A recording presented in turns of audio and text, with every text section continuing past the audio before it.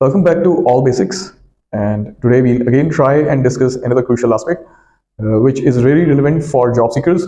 And I've seen from my personal experience that a lot of job seekers really do miss on it, fail to understand the difference between cost to company and cash in hand salaries. Now यहाँ पर हम जो चीज़ discuss करने के लिए जा रहे हैं वो बट ऑफ कोर्स आपकी समझ में आ गई होगी। मेरे एक्सपीरियंस में मैंने कई लोगों को देखा है जो कि एक इंटरव्यू में अपीयर करते हैं and then they fail to understand cash in hand and that is how they land up being dissatisfied with their new employment, और फिर उनकी एक नई जॉब सर्च शुरू होती है।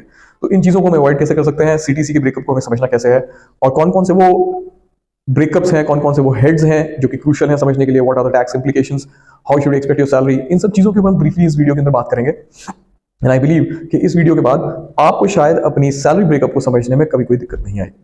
तो without any delay let us start on it. Now cost to company का एक सैंपल शीट मैं इस वीडियो के अंदर अटैच करूंगा, और यहाँ ही नहीं, अगर आपको उसके बावजूद भी कोई भी क्वेरीज अगर रहते हैं सैलरी ब्रेकअप को समझने के बारे में, you can contact me on my mail ID which again I will be sharing in this video in description. तो यहाँ पर आपको ब्रीफली चीजें मैं पहले बता दूं इससे पहले कि आप आगे बढ़े इस वीडियो में। कॉस्ट टू कंपनी बेसिकली होती क्या है, आपने एग्जांपल लेके चलते हैं। एक्स है, who is a job seeker and he is applying for a company and the company has offered him after interviews a CTC of 6 lakh rupees. Now what generally people do, they will divide 6 lakh by 12। तो उनको ये लगता है कि 50,000 rupees is their take home salary and they are very happy with it. Let us assume this is a hypothetical situation. सो ऐसा actual situation में होता नहीं है। सैलरी ब्रेकअप की डीप एनालिसिस करते हैं तो उसके अंदर 3 मेजर सब हेड्स हैं जो कि आपको पता होने चाहिए before actually considering your cash in hand.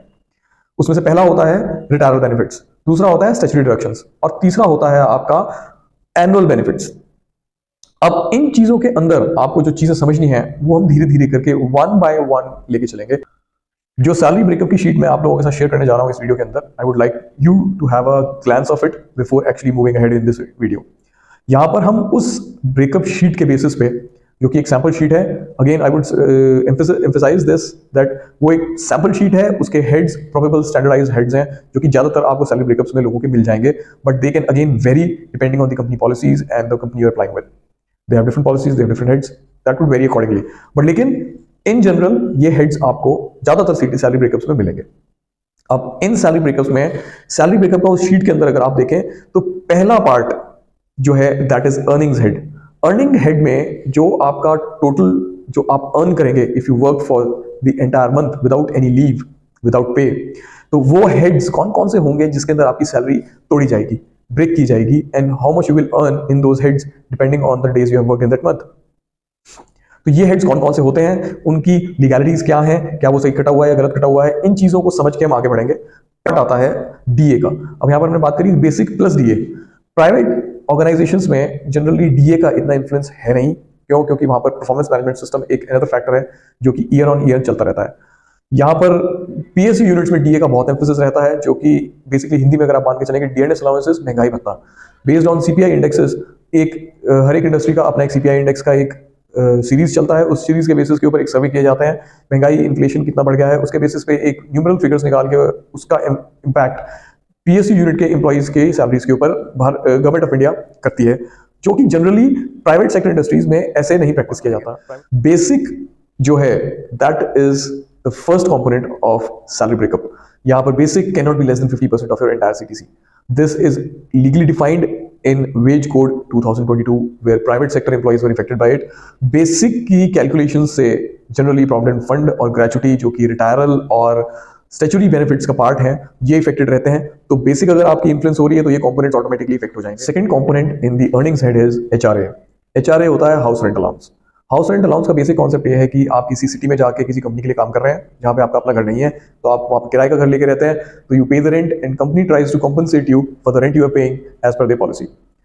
अगर कंपनी आपको रहने के लिए अकोमोडेशन भी दे रही है तो house rent allowance could not be part of your salary, और maybe depending on the policy again.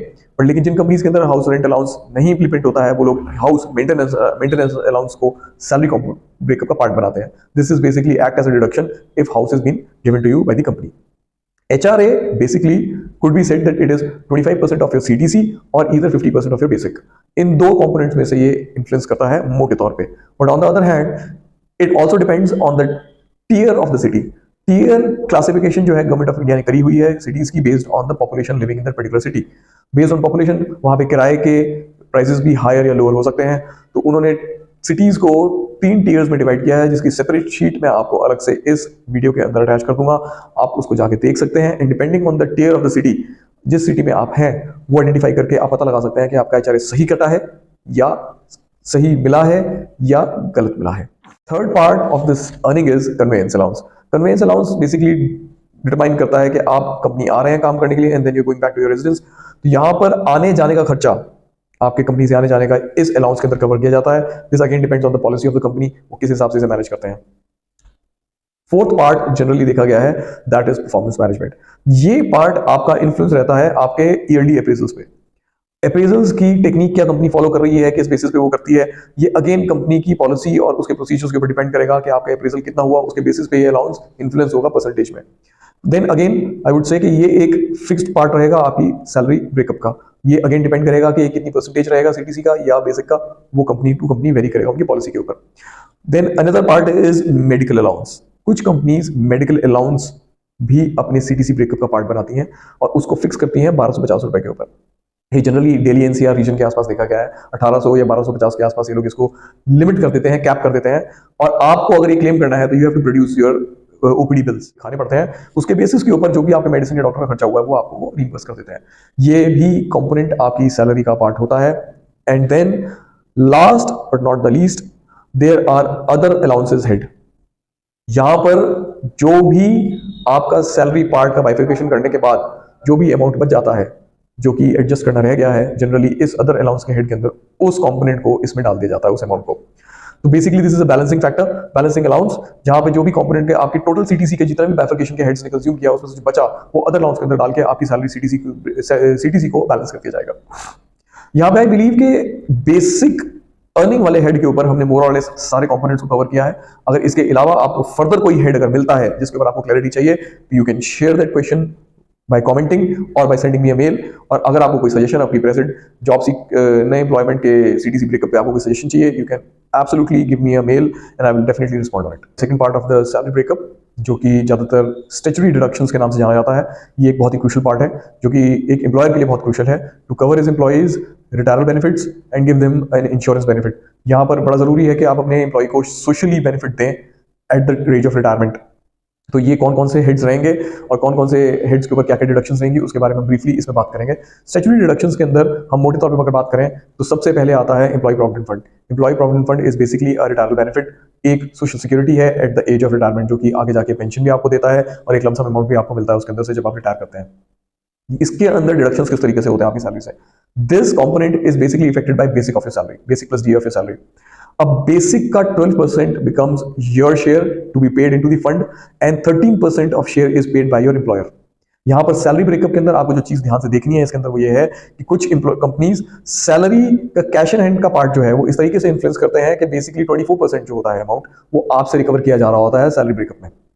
आपको अगर ऐसा कहीं पे अपनी ब्रेकअप के अंदर दिखाई दे रहा है तो you need to understand the policy and then you need to renegotiate your cash in hand. यहां पर एक चीज आप ध्यान अच्छे से समझ लें कि 12% शेयर आपका रहेगा and 13% share has to be paid by your employer towards this fund. इसकी आगे फर्दर बाइफिकेशंस हैं जिसके अंदर ईपीएफओ के अंदर कितना पैसा जाएगा और पेंशन फंड के अंदर कितना पैसा जाएगा, उसकी बाइफिकेशन ईपीएफओ एक्ट के अंदर की गई है। यहां पर मैं आपको क्लियरली बता दूं कि आपका दिया हुआ पूरा पैसा यानी कि एम्प्लॉय का दिया हुआ पूरा पैसा उसके ईपीएफओ फंड में जाता है, एम्प्लॉयर का दिया हुआ 8.33% उसके पेंशन फंड में जाता है एंड रिमेनिंग 3.67 जो होता है वो एम्प्लॉय के ईपीएफओ फंड में जाता है, ना कि पेंशन फंड में जाता है। ईपीएफओ की डिडक्शंस कराने के फायदे क्या हैं? ईपीएफओ की डिडक्शंस कराने का सबसे पहला फायदा है कि आपका एक कॉर्पस कब जमा हो जाएगा आपको इस चीज का पता भी नहीं चलेगा। दिस कॉर्पस इज एक्चुअली, और ये एक बहुत ही प्रॉमिसिंग और ट्रस्टवर्दी फंड है of government of India. Secondly, what impactful here is to understand is that अगर आपकी बेसिक सैलरी 15,000 को क्रॉस कर देती है तो कुछ एम्प्लॉयर्स आपका प्रोविडेंट फंड नहीं काटने के लिए बाउंड होते, ना ही वो उसे काटते हैं। लेकिन फिर भी कुछ एम्प्लॉयर्स होते हैं जो कि इररिस्पेक्टिव ऑफ बेसिक सैलरी आपके प्रोविडेंट फंड को आपकी बेसिक सैलरी के ऊपर ही काटते हैं and they do deposit their share also. तो यहां पर आपको जब ब्रेकअप आपका सैलरी का दिखाया जाए तो you have to assess that whether the both the shares have been recovered as a part of your CTC और only single share is been deducted from your salary. Second benefit is that this is a trustworthy fund which actually is paying 8.25% of annual interest on your amount being deposited on compounding effects और ये government of India का trustworthy fund है। इसके अंदर आप बेझिझक अपने पैसे को जमा कर सकते हैं। इस ट्रस्ट में पैसा जमा करने का एक बेनिफिट ये भी है कि there is a section which is specifically talking about the benefits you can avail from it. इसमें आपको अगर मिड ऑफ योर एम्प्लॉयमेंट कभी भी पैसे की जरूरत पड़ रही है तो there are 7 particular reasons you can actually withdraw 90% of the fund being deposited in EPFO, not in the pension fund. Again, I would emphasize of 90% of the amount being deposited in your employee provident fund, not in your pension fund. आप वो reasons हो सकते हैं, आपका घर का renovation हो रहा है, आपकी शादी है, एजुकेशन है, मेडिकल रीजंस है, etcetera etcetera. EDLI, employee deposit linked insurance, जो लोग EPFO का मेंबर बनने का ऑप्ट करते हैं उनको एक एम्प्लॉय डिपॉजिट लिंक्ड इंश्योरेंस मिलता है। इसके अंदर चार्जेस बहुत ही मिनिमल हैं, that is around 0.5% of your basic salary which is being charged, और उसके एवज में जो आपको कवरेज मिलेगा दैट इज मच वर्दी। कैसे? अगर किसी भी एम्प्लॉय की सैलरी 15,000, बेसिक सैलरी 15,000 से नीचे है तो यहाँ पर उसको EDLI का बेनिफिट मिल सकता है। Recently it has been increased to 7 lakh rupees from 6 lakh rupees, and plus there is a bonus around of 2.5 lakh rupees, which was earlier 1.5, and recently it has been increased to 2.5 lakhs. तो यहाँ पर जो लोग EPFO के members बनते हैं उनको benefits पता होने जरूरी हैं, but then again there is something essential which has to be understood, that being a part of a breakup of the salary, this allowance has to be understood that both the parts should not be paid by you. One part is your responsibility legally and the other part is legally responsibility of your employer. अगर ऐसा नहीं हो रहा है तो you absolutely have a right to ask your employer why it is so, and if it is so then you need to renegotiate your cash in hand. अगला part आता है which is again important, and that is insurance of employee. Insurance यहाँ पे दो तरीके से cover की जाती है एम्प्लॉइज की। अगर किसी एम्प्लॉय की सैलरी 21,000 या 21,000 से कम है तो वो एम्प्लॉय कवर होता है ESIC, employ state insurance corporation में।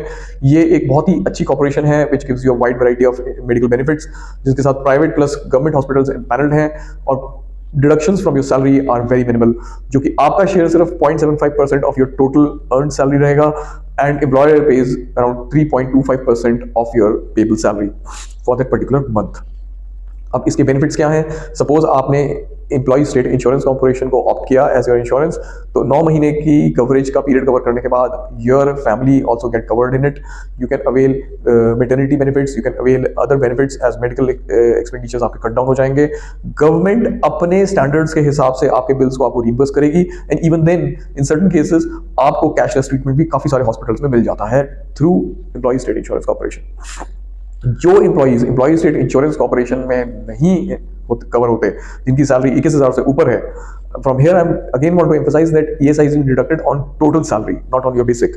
So 21,000 से ऊपर अगर किसी की सैलरी है तो वो ESI का मेंबर नहीं बन सकता। This is a wage ceiling cap, जो कि employee state insurance corporation act के अंदर स्पेसिफिकली डिस्क्राइब्ड है। अब जो आदमी बाहर चले जाता है इस एक्ट से, जिसकी सैलरी बाहर चली जाती है वेज सीलिंग लिमिट से, तो वो कवर होता है वर्क एम्प्लॉय कॉम्पनसेशन एक्ट के अंदर। एम्प्लॉय कॉम्पनसेशन एक्ट के through every employer is legally bound to buy a policy for the employees those who are not covered in ESI, and they need to be covered under Employee Compensation Act policy. इस policy के अंदर again same features होते हैं, but it need not be cashless everywhere. तो ये depend करता है कि कौन सी पॉलिसी आपके एम्प्लॉयर ने ली है। हो सकता है कैशलेस हो सकता है कैशलेस ना हो, but there is certain kind of coverage जो कि 7 लाख 5 लाख तक हो सकती है। Again it depends on the company policy, how much they care about the employees. जितना वो केयर करेंगे उतनी बड़ी उसकी लिमिट होती है। यहाँ पर एक चीज आप अच्छे से समझ लीजिए, these are the minimum standards I am talking about here for insurance specifically. Maximum standards के लिए कुछ लोग मेडिकल ग्रुप मेडिकल इंश्योरेंसेस भी करवाते हैं, and they also go with group term insurances for their employees to cover their employees socially. तो employer to employer ये चीजें वेरी करेंगी, कुछ लोग मिनिमम देते हैं, कुछ लोग मैक्सिमम भी देते हैं। नाउ अब हम बात करेंगे एनुअल बेनिफिट्स के बारे में। एनुअल बेनिफिट्स के अंदर जो सबसे पहला कंपोनेंट आता है that is statutory bonus. Statutory bonus is basically governed bye statutory bonus act 1965। इस एक्ट के हिसाब से एक वेज सीलिंग लिमिट है जो कि 21,000 रुपए की है। जिस आदमी की बेसिक सैलरी 21,000 रुपए को क्रॉस कर जाती है वो इस एक्ट के अंदर फॉल नहीं करता, उसको कोई स्टैट्यूटरी बोनस नहीं मिलेगा। जो लोग 21,000 रुपीज की बेसिक सैलरी से नीचे के लोग हैं उनको स्टैट्यूटरी बोनस मिलता है। Then again how it is been calculated is another subject, but एक ग्लांस पे अगर मैं आपसे बात करूं देन अगेन मिनिमम वेजेस को भी इसमें कंसिडर किया जाता है। मिनिमम वेज एक्ट के हिसाब से उसके बेसिस पे आपकी सैलरी को कैलकुलेट किया जाएगा, skilled, semi skilled and fully skilled basis के ऊपर, कैटेगराइजेशन के ऊपर। जो चीज समझने वाली है वो ये है कि कुछ एम्प्लॉयर्स उन एम्प्लॉयज को जिनकी बेसिक सैलरी 21,000 रुपए से नीचे है उनको स्टैट्यूटरी बोनस देते हैं, and they do make it a part of their CTC, but there are again employers those who don't do it. इसका बेनिफिट 8.33% एनुअली होता है of your salary, But then again, depending on the profit the company is making, it can exceed to 20% of your basic salary. Allowance, which is a part of annual benefits, is ex gratia. Ex gratia को अगर हम layman terms में बात करें तो it is basically इनाम. It's a kind of award, it's a kind of reward for your good work, but it is not a compulsion for an employer to actually pay you this. कुछ employers ex gratia को आपका CTC का part बनाते हैं, they do calculate it under the head of deductions. तो 8.33 आपकी basic salary का आप ही से डिडक्ट करके आपके एंड ऑफ द ईयर आपको दिया जाएगा. But then again it depends कि अगर वो डिडक्ट कर रहे हैं then it becomes their liability to pay it back to you, but there are employers which really don't pay it or neither don't deduct it. So this could be a part which you can see, it could be allowance which you can see in your CTC breakup, and it could possibly हो सकता है ना भी हो. Next part पे चलते हैं. एक बहुत ही एसेंशियल और क्रूशियल पार्ट आपकी सैलरी ब्रेकअप का रहता है, दैट इज ग्रेचुटी. तो ग्रेचुटी के लिए बहुत सारे मिथ्स मार्केट में ट्रैवल करते हैं. Even I have seen that के irrespective of you being in a middle career या आप एक एक्सपीरियंस प्रोफेशनल हैं, लंबे समय से इंडस्ट्री में काम कर रहे हैं, बट लेकिन ग्रेचुटी के पार्ट के ऊपर एक मोटी तौर पे एक चीज अच्छे से समझ लीजिए कि ग्रेचुटी कैलकुलेट होती है आपकी बेसिक प्लस डीए के ऊपर. It is not calculated on your entire salary. यहाँ पर सब लोग चूक करते हैं. They calculate wrong gratuity by just viewing some YouTube videos or Google के ऊपर रिसर्च करके. Google पे everything is not right. So you have to check it, you have to go through, you have to see that yes, whether that data given there is right or wrong. यहाँ पर gratuity के बारे में आप अच्छे से समझ लीजिए कि ग्रेचुटी किसी भी वेज सीलिंग से इफेक्ट नहीं होती है, but yes there is a capping of gratuity. Gratuity is capped at 20 lakh rupees, और उसके ऊपर की ग्रेचुटी जो है that becomes taxable. It doesn't mean कि 20 लाख से ऊपर कोई कमा नहीं सकता, लेकिन उसके ऊपर की ग्रेचुटी इज टैक्सेबल. यहाँ पर टैक्स वाले पार्ट्स को हम लेटर वीडियोस के अंदर कंसीडर करेंगे. फिलहाल के लिए हम सीटीसी के ब्रेकअप के ऊपर एम्फेसिस देते हैं. तो ग्रेचुटी क्या होता है? Gratuity again is a retiral benefit जो कि बहुत ही क्रूशियल है. सोशल सिक्योरिटी है एक तरीके की. आप रिटायरमेंट में भी इसे ले सकते हैं, और अदरवाइज अगर आप रिटायर नहीं हो रहे हैं, if you are quitting your job with your present employer after 5 years, तो आप ग्रेचुटी अवेल करने के लिए एंटाइटल हो जाते हैं. यहां पर समझने वाली चीज सीटीसी के एस्पेक्ट में क्या है कि there are employers which actually make gratuity your part of your CTC. By saying part of your CTC I mean is that they will deduct that gratuity from your salary and they will pay it back to you once you are exiting from the organisation.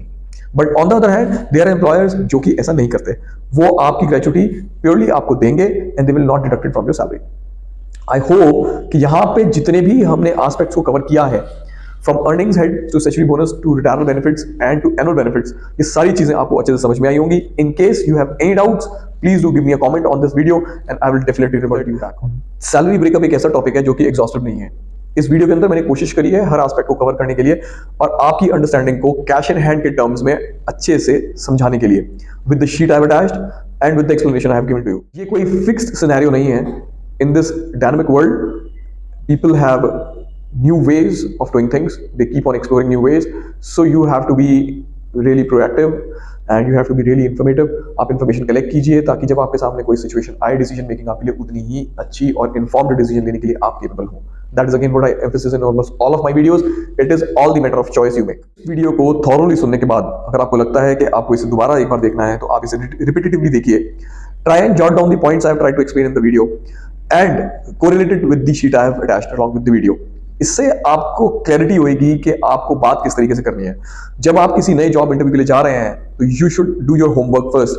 आपको पता होना चाहिए कि आपके financial burdens क्या हैं, how much hike you are expecting, वो industry कितना हाइक देता है इन जनरल, क्या वो उतनी सैलरी आपको ऑफर कर रहे हैं कि आप वहां जाके इंटरव्यू के लिए अपीयर करें. If yes then you should move ahead. If no, then you should absolutely go ahead and look for another opportunity available. यहाँ पर जब आप इस पूरे वीडियो को थॉरली असेस करेंगे तो यू विल एक्चुअली डिराइव कि आपको समझ में आएगा कि कौन कौन से कंपोनेंट मेरी सैलरी से कटने वाले हैं और मेरा कैश इन कितना होगा.